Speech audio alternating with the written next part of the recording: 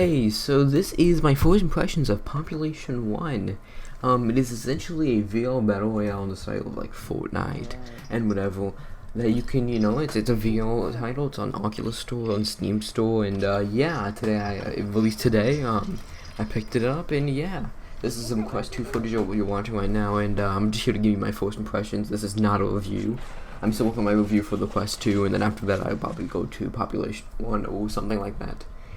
And yeah, as you can see, all you do is right now you're just launching off and everything, and then yeah, this guy right here, he didn't know how to play that much, but whatever.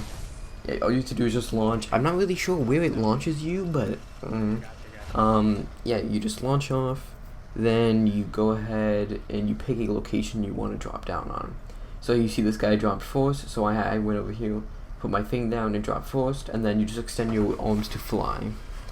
And it was a little bit janky at first. When I played my first round, I had no idea how to do it, so I was just completely going towards the ground. I had no idea how to get out, and then he told me to extend the arms, and I was like, oh, okay. And I was barely alive, but I did survive. Yeah. And then you have to do this like weird little like board thing with like flapping your wings to be able to get down. But it's actually pretty fun. Like I think it's a good system. It's just, it feels a little bit it's a polished game. Like it's an Oculus style, no, it's like a Steam style polished game, not an Oculus style polished game, but like a Steam style one. So I feel like with a few more updates it'll become a little bit more polished. And yeah, the art style, it feels a little bit too boxy for me, but it looks fine for the most part. Yeah, and it does feel like Fortnite for a bit. Though it does not have a emphasis on building as much. Building is more of a thing you can do, you just don't do it often. Unless you're like extremely high, pro player. I don't know. I played a few matches. I think you see 3 at most. I'm not sure how much of this video is going to last or whatever. This is all unscripted because I like to do these videos unscripted. But yeah, it's sort of been quite a lot of fun. It's not Pavlov's type of fun where like just dumb fun you can leave. It's more like, you get together and it's nowhere near realistic. It's like Fortnite type of realism. Here I'm getting shot at, and you have 2 systems. You have shield and health, sort of like Fortnite. Oh, this is where we die. This is where the first game ends, in this room right here. But essentially I only had frags. I need to heal up there, but we all got stuck up in that room. And then I was thinking, okay, I need to get that teammate, and then I realized, okay, well, I can't leave this room. We were really screwed in this situation. Situation. I don't know why it kept wanting me to look at the map. I tried looking at this way, and then from behind me, I believe they shot me, and then now Lustful was the only one. We all,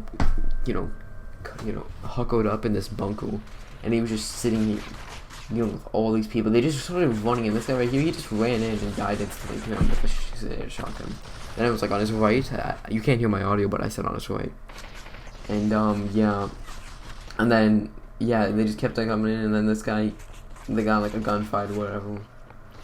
Oh yeah, he shot this guy. They don't know what these people were doing. He actually should have ran there. If he ran, they may have survived. But yeah, they got a little dumb gunfight, and yeah, eliminated. And then yeah, in a second I'll switch over to the other gameplay. But shotguns are all pretty good, as you can hear him say. Shotguns are very, very good in this game. I don't know, it's a little bit unbalanced because all the shotguns are auto shotguns basically, like semi-autos. So you can just keep on shooting them. It's like the Spanish 12 in Pavlov. It's just that all of them, is just, basically the only thing that is different is the ammo size and I guess the amount of damage it deals, but you really don't notice it. If you're firing like 15 bullets at him, he's gonna die anyway. Yeah. So, yeah, it's been a fun time. I think, is it worth $30? Maybe. It depends. If you're looking for a new game and you want to try it out, sure, it's worth it. But most times out of 10, it's not really worth it.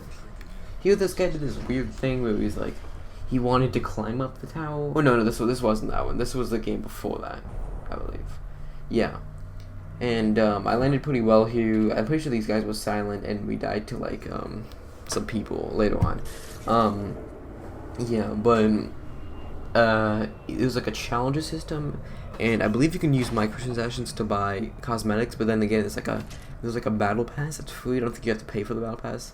I'm not sure if this guy just lost his brain cells right there, but he just started shooting at me. But yeah, it's a pretty easy system to get to understand. It's simply you're playing a battle royale. These are the people you're playing with, and yeah, I think it's trios only. And if you don't get the trio filled up, you don't get the trio filled up. And yeah, I don't know. The menu system is all fine and dandy. It feels a little bit, it feels polished, but it doesn't feel Oculus type of polish. That's what I'm trying to say. It's it doesn't feel like, you know, like Echo type of polish where like everything makes 100% sense. But it feels like, you know, it feels like it has enough polish definitely to be out of early access, or maybe in early access. It does feel like sort of like an early access game. But yeah, it's interesting. I don't know how to describe it, but yeah, it's quite an interesting game, and I think this will be the end of my first impressions so far. I'm looking forward to playing more games of this. I just want to get this gameplay out as soon as possible, and yeah, see you later.